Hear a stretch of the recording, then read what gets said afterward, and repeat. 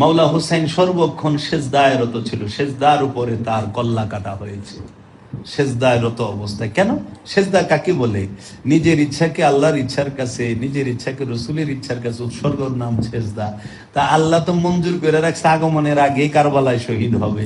রসুলও বইলা দিছে যে এই হুসাইন কারবালায় শহীদ হবে। তো রসুলের ইচ্ছার উপরে, আল্লাহর ইচ্ছার উপরে মাওলা হুসাইন দাঁড়ায় রয়েছে, শহীদ হয়ে যাবে। গেছে, উনি তো পলায় যায় নাই। 70,000 মসজিদে 70,000 আলেম দিয়া 70,000 মসজিদে এক টাইমে শুক্রবারে জুমার নামাজে খুতবার মধ্যে মাওলা আলী রে গালিগালাজ করা হইতো, আহলে বাইতকে গালিগালাজ করা হইতো। মসজিদ আল্লাহর ঘর, আল্লাহর ঘরের ভিতরে বৈশা আল্লাহর ওয়ারিস যারা, আল্লাহর রসুলের বংশ যারা, হ্যাঁ, নাতিকুল কোরআন যে, তাকে গালি দিত কারা? ওই মবিয়ার চাকরি প্রাপ্ত লোকেরা। মবিয়া যাকে চাকরি দিছে, বেতন দিছে, এর জন্য দেখা যায় যে ইমানের থেকে তাদের কাছে বেতন আর চাকরিটা বড়। মাওলা হুসাইন কারবালায় গিয়েছেন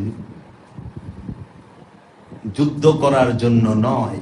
যারা বলে যুদ্ধের জন্য গিয়েছেন তারা বানোয়াট মিথ্যা প্রোপাগান্ডা চালায় এই নির্মম নিষ্ঠুর ঘটনাকে এবং জগতের সর্বশ্রেষ্ঠ একটি যে বেদনাদায়ক ঘটনা সেটাকে ধামা চাপা দেবার জন্য, সত্যকে লুকাবার জন্য।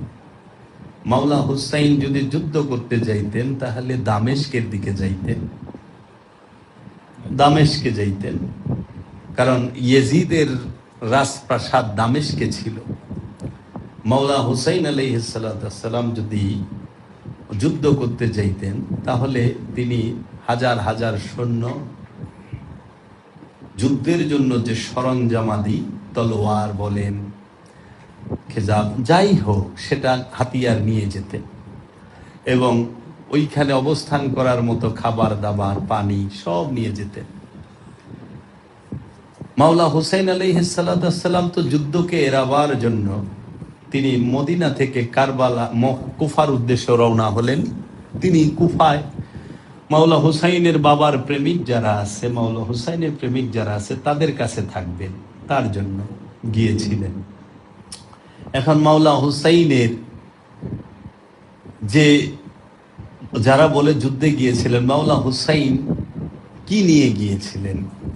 মাওলা হুসাইন সর্বপ্রথম তার নিজের হৃদয়ে এবং নিজের আদর্শে মাওলা মহাপ্রভু মুহাম্মদ সাল্লাল্লাহু আলাইহি ওয়াসাল্লামের আদর্শকে লালন করেছেন এবং ধারণ করেছেন। কিতাব এর এলেম, কোরআনের এলেম, ফুরকানের এলেম, হিকমত নিয়ে মাওলা হুসাইন মদিনা মুনাওয়ারা থেকে কুফার উদ্দেশ্যে রওনা হলেন। দ্বীন ইসলামকে নিয়ে গিয়েছিলেন। আল্লাহর রসুলের বায়াতকে তিনি নিজের সঙ্গে করে নিয়ে গিয়েছিলেন। আল্লাহ রসুলের আদর্শ চরিত্র, সুরাত, সিরাত সমস্ত কিছুই মাওলা হুসাইনের সাথে ছিলেন। মাওলা হুসাইনের সাথে ছিলেন তাহার দুই স্ত্রী, মাওলা হুসাইনের সাথে ছিলেন তাহার 3 ছেলে, মাওলা হুসাইন আলাইহিস সালামের সাথে ছিলেন তাহার 2 মেয়ে, মাওলা হুসাইন আলাইহিস সালামের সাথে ছিলেন তাহার 4 ভাতিজা, মাওলা হুসাইন আলাইহিস সালামের সাথে ছিলেন তার 2 বোন, মাওলা হুসাইন আলাইহিস সালামের সাথে ছিলেন তার 2 ভাগিনা, মাওলা হুসাইন আলাইহিস সালামের সাথে ছিলেন আরো 50 জন তিনার অনুগত, প্রেমিক, আশিক, মুরিদ, সেবক, তারা ছিলেন। মাওলা হুসাইনের সাথে নারীগণ ছিলেন। 10 মাসের শিশু, 10 মাসের দুধ পান করা শিশু ইমাম আলী আসগর ছিলেন। মাওলা হুসাইনের সাথে তার জোয়ান ছেলে ছিলেন, ভাই ছিলেন 8 জন। মাওলা আলীর 8 ভাই সাথে গিয়েছিলেন। মাওলা আলীর 8 ছেলে, মাওলা হুসাইনের 8 ভাই মাওলা হুসাইনের সাথে কারবালায় গিয়েছিলেন। আমরা যদি খেয়াল করি যে মাওলা হুসাইনের সাথে কি কি ছিল, আমরা যদি দেখি মাওলা হুসাইনের সাথে আল্লাহর হাবিবের বায়াত ছিল, মাওলা হুসাইনের সাথে সবর ছিল, মাওলা হুসাইনের সাথে ইস্তেকামাত ছিল।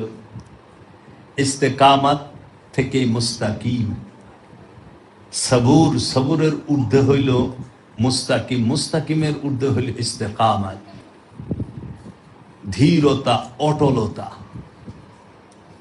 সবর মানে ধৈর্য, আর ইস্তেকামাত মানে ধৈর্যের উপর অটল থাকা, বিচ্যুত না হওয়া, মহা মুসিবতেও ফরিয়াদ না করা, হাত না তোলা। কারণ চরম সিতম, চরম পর্যায়ের যে আঘাত আসতেছে সেইখানেও হাত তুলে নেয় না, দেখতাছে কি হয়। তেরি রেজা, মাওলা তোর মর্জি, তুই যা চাস তাই হোক। ফরিয়াদ করে ওটার বন্ধ না করা, ফরিয়াদ করে না, একবারে তোর হাত উঠায় না। এর জন্য বলা হয়েছে কারামত থেকে ইস্তেকামতের মর্যাদা অনেক ঊর্ধ্বে। খাজা বাবা আজমিরে কারামত দেখিয়েছিলেন, আর মাওলা হুসাইন আলাইহিস সালাম সেই কারবালার ফোরাতের কিনারে ইস্তেকামতের উপরে অবস্থান করেছিলেন। আর বলা হয় নিশ্চয়ই কারামতের অনেক ঊর্ধ্বেই হচ্ছে ইস্তেকামত। ইস্তেকামত থেকে মুস্তাকিম, আমরা যে বলি ইহদিনাস সিরাতাল মুস্তাকিম সিরাতাল লাযিনা আনআমতা আলাইহিম গায়রিল মাগদুবি আলাইহিম ওয়ালাদ-দাল্লিন। এই কারবালার মধ্যে ইস্তেকামতের উপরে তিনি ছিলেন। মুস্তাকিম মাওলা হুসাইন নিজে, মাওলা হুসাইনের সাথে সালাত ছিল, মাওলা হুসাইনের সাথে সবুর ছিল, মাওলা হুসাইনের সাথে যাকাত ছিল। কারণ মাওলা হুসাইন কারবালার মধ্যেও যাকাত দিয়েছে, উম্মতে মুহাম্মাদিকে সাদকা করে দিয়েছে, যা আমার আল সাদকা করে দিলাম তবু মুক্তির জন্য। আমার আল মাওলা হুসাইনের বংশ সাদকা করেছে, মাওলা হুসাইনের রক্তকে সাদকা করেছে এই জগতের উম্মতে মুহাম্মাদিকে তরানের জন্য, নাজাতের জন্য। যখন নাজাতের জন্য আর কোনো উসিলা থাকবে না, তখন আল্লাহর হাবিব এই শহদানে কারবালাকেই তুলে ধরবেন। আমার উম্মতকে বখশ দো, ক্ষমা করে দাও, মুক্তি দাও, আমার এই যে আওলাদ বংশ তাদেরকে ই করার জন্য এটা সরায় দাও। তাই ইস্তেকামাত বহুত ঊর্ধ্বের বিষয়, হাত না তোলা। আর বর্তমানে আমরা যে পর্যায়ে আছি সবুরও নাই, স্যান্ডেল আড়াইলে কেন্দ্রে দেয়, স্যান্ডেল আড়াই গেছে কেন্দ্রে দিছে, পোলাইন থেকে বাইরে গেছে কেন্দ্রে দিছে, আমার পোলাই। এর জন্য কোন মহাপুরুষ নিজের জন্য কোনো দিন হাত তুলে না, তাকায় তাকায় দেখে না, জীবনও না। কারবালা আসো, দেখো, তাকায়, পারলে মোকাবেলা করো, শহীদ হয়ে যাও, কিন্তু হাত তুলব নেবা। এইটা হলো ইস্তেকামতের মুকাম। তো ইস্তেকামতের মুকামে কি করে? সলাতের উপরে মাওলা হুসাইন সর্বক্ষণ আল্লাহর সাথে যোগাযোগে ছিল, রসুলের সাথে যোগাযোগে ছিল। কারবালার ময়দানে মাওলা হুসাইন সর্বক্ষণ সেজদায় রত ছিল, সেজদার উপরে তার কল্লা কাটা হয়েছে, সেজদায় রত অবস্থায়। কেন? সেজদা কাকে বলে? নিজের ইচ্ছাকে আল্লাহর ইচ্ছার কাছে, নিজের ইচ্ছাকে রসুলের ইচ্ছার কাছে উৎসর্গর নাম সেজদা। তা আল্লাহ তো মঞ্জুর করে রাখছে আগমনের আগে কারবালায় শহীদ হবে, রসুলও বইলা দিছে যে এই হুসাইন কারবালায় শহীদ হবে।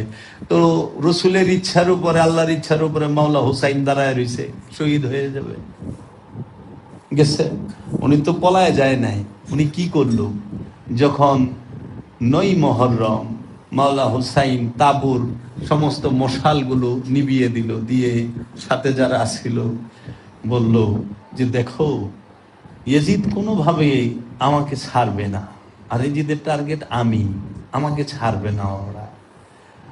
আর ও আমার কাছে বায়াত চাই। কেন? ওর তো কোনো প্রাধান্য নাই, ও যদি ওর কাছে আমি বায়াত হই তাহলে ও সবচেয়ে ঊর্ধ্বে উঠে। কারণ ওই সময়ের মধ্যে মাওলা হুসাইনের উপরে সম্মানিত কেউ ছিল না। মাওলা হুসাইন যার কাছে বায়াত হয় সে কত সম্মানিত, তুমি চিন্তা করো, তুমি একজন লিডার, তুমি একজন ওসি, তুমি একজন পুলিশের বড় কর্মকর্তা, তুমি একজন সচিব, তুমি একজন ব্যারিস্টার। তুমি যদি আইসা একজনের কাছে বায়াত হও, আরেকজনের পায়ে ধরে সালাম করো, তখন তার মর্যাদাটা কোনখানে, তার সম্মানটা? স্বাভাবিক বিষয়। তাহলে এজিদ এইটাই চাইছে। আর এইটা হলো এজিদের, যে আমার তো কোনো সার্টিফিকেট নাই, সনদ নাই, বাপদাদার কোনো ব্যাকগ্রাউন্ড নাই, যা আছে ইসলামের জন্য সবই ক্ষতিকর। ওর দাদা ছিল রসুলের বিরোধী, এজিদের বাপে ছিল মাওলা আলীর বিরোধী, এজিদ নিজে মাওলা হুসাইনের হত্যাকারী। হ্যাঁ, তো কাজী ওর কোনো ই নাই। আর মাওলা হুসাইনের মর্যাদার শেষ নাই, তিনি সব দিকে শ্রেষ্ঠ। তাই এজিদ চাইছিল যে আমি হুসাইনকে যদি একবার বায়াত করতে পারি, তাহলে আমি হুসাইনের ঊর্ধ্বে, কারণ উনি আসনে বৈশা থাকবো, যে বায়াত নিছে সে নিচে, আর বায়াত যার কাছে হয় তার অনুসরণ করতে হয়। আচ্ছা আপনি বলেন তো, মাওলা হুসাইন কি এজিদের অনুসরণ করতে পারে? বায়াত যার কাছে হয় তাকে সালাম করতে হয়, সেজদা দিতে। আর ওই সময় রাজাকে সেজদা দিতে হইতো, মানে মাথা নত ভক্তি দিতে হইতো, রাজাকে ভক্তি দিতে হইতো। এখনো আরবে মায়ের সেজদা দেয়, বাবারে সেজদা দেয়, বড় অফিসারের সেজদা দেয়। এখন আমি নিজ চোখে দেখেছি, নিজ চোখে দেখাটা তার ভুল না। আপনারা ভিডিওতে অনেক সময় দেখেন, হজের মধ্যে ভিডিও সেজদা দিচ্ছে। মাকে সেজদা করা তো সুন্নাহ, মাকে সেজদা করতে হয়। তো কাজেই এই জিনিসটা এত গভীরে যায়, মানুষ কিন্তু বিশ্লেষণ করে না আসলে মূল দর্শনটা, মূল বিষয়টা কি। তা মাওলা হুসাইন কোনোভাবে এজিদের কাছে বায়াত নেবে না। তিনি তাবুর সমস্ত মশাল নিভিয়ে দিয়ে রাতের বেলায় বলল, আমি যে মশাল নিভিয়ে দিলাম, তোমরা যে যে দিকে পারো এখান থেকে চলে যাও, তোমাদেরকে কিছুই বলবে না। ওর টার্গেট আমি, কালকেই আমাকে ওরা হত্যা করবে, তোমরা চলে যাও। তো মাওলা হুসাইন মশাল নিভি দিয়ে যখন মোরাকাবায় বসে আছেন ধ্যানস্থ, অনেক পরে যখন চোখ খুলছে, দেখে তাহার সামনে যে কতজন ছিল সবাই ফুপায়া কান্তাছে, ঠোঁটে কামড় দিয়া চোখের জল ফালায়া ফুপায়া কান্তাছে। তখন বলতাছে, হে মাওলা হুসাইন, আমাদের দেহে এক ফোঁটা রক্ত থাকতে আমরা আপনার শরীরে কোনো আঘাত লাগতে দেব না, আমরা আপনাকে ফেলে যাব না, আমরা আপনাকে ছেড়ে যাব না। আমরা হত্যা হওয়ার পরে, শহীদ হওয়ার পরে আপনি আমাদের শহীদ যে আমরা হব সেটা আপনি নিজ চোখে দেখবেন। তাই শহীদ শব্দের অর্থ হলে চশমাদিদ গাওয়া, চাক্ষুষ সাক্ষী, যার চোখের সামনে সব হয়, যে সব কিছু দেখেন, তিনি শহীদ। এর জন্য যে শহীদ কাকে বলে, সুফিগণ বলছেন ইরফান কালামের মধ্যে, যে तुझी को देखना, तुझी को सुनना, तुझ में गुम हो जाना, इसी को शहादत कहते हैं। তোমাকে দেখা, তোমাকে শোনা এবং তোমার মধ্যে নিজেকে হারিয়ে ফেলা, এইটাই শহীদ হওয়া, শাহাদাত বরণ করা। শাহাদাত হইতে যান এইটা। তসব্বুর মে তেরে রহনা, इसी को इबादत कहते हैं। আপন রসুলের ধ্যানে থাকা, আপন রসুলের ধ্যানে থাকা, এটাই ইবাদত। কারণ রসুলের রূপী আল্লাহর রূপ, রসুলের আদর্শে আল্লাহর আদর্শ। তাই এজিদ কি করলো, তখন মাওলা হুসাইন সবার থেকে আহেদ নিল, সাক্ষী নিল, ওয়াদা নিল, ঠিক আছে লোর। মাওলা হুসাইন আলাইহিস সালাতু ওয়াস সালাম তিনি দাঁড়াইলেন, কি জিজ্ঞেস করলেন, আমাকে হত্যা করতে চাও কেন, কি কারণে, কেন এই কথাটা জিজ্ঞেস করলেন মাওলা হুসাইন? কারণ মাওলা হুসাইন 56 বৎসর জগতে ছিলেন। 56 বৎসরের মধ্যে একটা অপরাধের কথা বলুক তো পৃথিবীর কোন মুসলমান, চ্যালেঞ্জ দিলাম, পৃথিবীর একটি মুসলমান, পৃথিবীতে যত ওয়াহাবি, খারেজি, সালাফি, মোল্লা, মুন্সি আছে, তারা মাওলা হুসাইনে একটা ত্রুটির কথা বলে দেখুক তো, যে মাওলা হুসাইনের জীবনে একটা ত্রুটি আমরা দেখাইলাম নাই। থাকলে কবে কইতো ডুল পিটাইয়া, পারে নাই তো। তখন তারা কি করে, বলে যুদ্ধ করছে, এই যে কারণ তারা এজিদকে বাঁচাইতে চায়। এজিদের জন্য তাদের এত মহব্বত কেন? তারা পোশাক নিল রসুলের, তারা লেবাস নিল রসুলের, তারা আজান নিল রসুল থেকে, মসজিদ পাইল রসুল থেকে, নামাজ পাইল রসুল থেকে, রোজা পাইল রসুল থেকে, হজ পাইল রসুল থেকে, কুরবানি পাইল রসুল থেকে, জাকাত পাইল রসুল থেকে, তারা কোরআন পেল রসুল থেকে, হাদিস পেল রসুল থেকে, তারা আপনার এজমা কিয়া এটি তো না, কিতাব ফুরকান সব রসুল থেকে নিল, সুন্নাত রসুল থেকে নিল, সব কিছু রসুল থেকে নিয়ে তারা এজিদের প্রতি এত প্রেম কেন? এর মানে কি? আওলাদের রসুলের বিরুদ্ধে দাঁড়ায় কেন? যারা রসুলের আওলাদকে হত্যা করলো তাহাদের পক্ষ কেন নেয় এরা? কারণ কি? তাহলে তারা মোহব্বত আসলে কারে করে? যারা মসজিদ পেল রসুল থেকে, আজান পেল রসুল থেকে, কোরআন পেল রসুল থেকে, হাদিস পেল রসুল থেকে, সলাত, সিয়াম, হজ, জাকাত, কুরবানি সমস্ত কিছু পেল রসুল থেকে, আমলে সলেহা পেল রসুল থেকে, সিরাতাল মুস্তাকিম পেল রসুল থেকে, মুত্তাকি, মুহসিনিন, সাবিরিন, মুমিন পেল রসুল থেকে, নবী, রসুল, অলি সবই তো পেল রসুল থেকেই।